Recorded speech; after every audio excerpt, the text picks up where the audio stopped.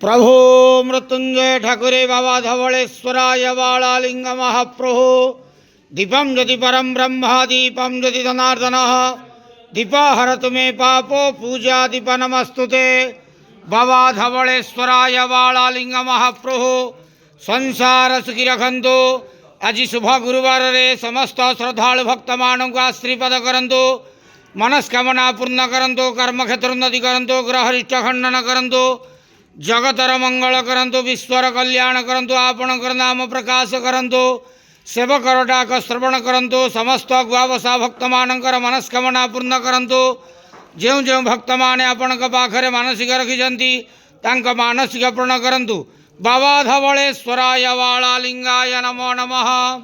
संसार सुखी रखंतु आनंदे गवार हरि बोलो।